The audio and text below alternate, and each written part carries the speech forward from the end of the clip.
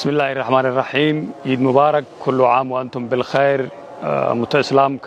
Soomaaliyeed iyo reer koonfur galbeed Soomaaliya meel walba isin ruugdaan walisan lana عيد مبارك markale كل عام وأنتم بخير.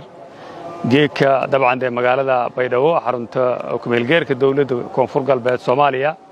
yaa maalintii ciidaha ilka oogi iyadoo madaxweynaha dawladda koonfur galbeed Soomaaliya mudane Cabdicasiis Xasan Maxamed lafta gareegnaha ku qeyb galay kuna tukadii ciida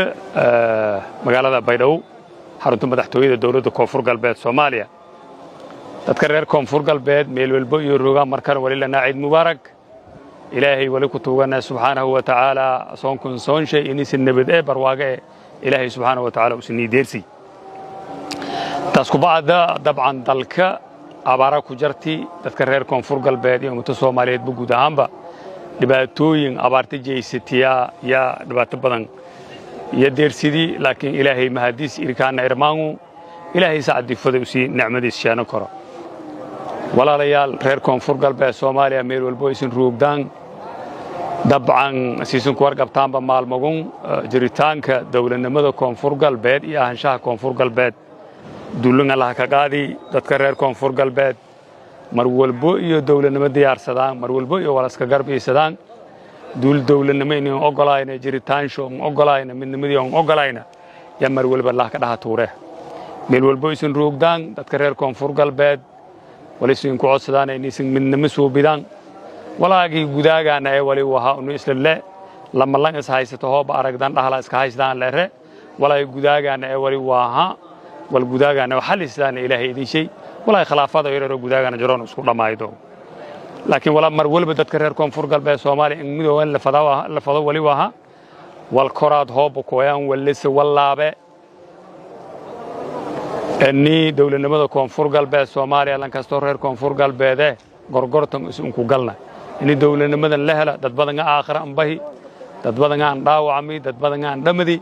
walaayoon dhamadaan wali haayna madi iyo dhamadaan aakhira ambahan dadkii iyo ku tabeen in iyo horumar iyo barwaaqo deeraan ilaahay subhanahu wa ta'ala wali ku tuuganayna abaartan hano gabooji dawladnimadan oo nin xooji magaalada Baydhabo ee xarunta ku meel geerka dawladda koonfur galbeed Soomaaliya shacab shay wali laha shacabo nabadda kula shaqeeya hay'adaha amniga koonfur galbeed Soomaaliya Baydhabo magaalo faylo dhabaatamo ku jirta dad badan oo ilaa 500 ilaa 600 kun oo masaakiin ee baridka ka bogtaaliya kor degan haag nabadda reer koonfur galbeed Soomaaliya gaar ahaan magaalada Baydhabo iska dayaha inay khalkhalka abuuraan warmaaga andaalasan dadkii horma waqtigii horma wali siin ku rajeeyay dadka la khaladay walaalnyogaan ee dhalinyarada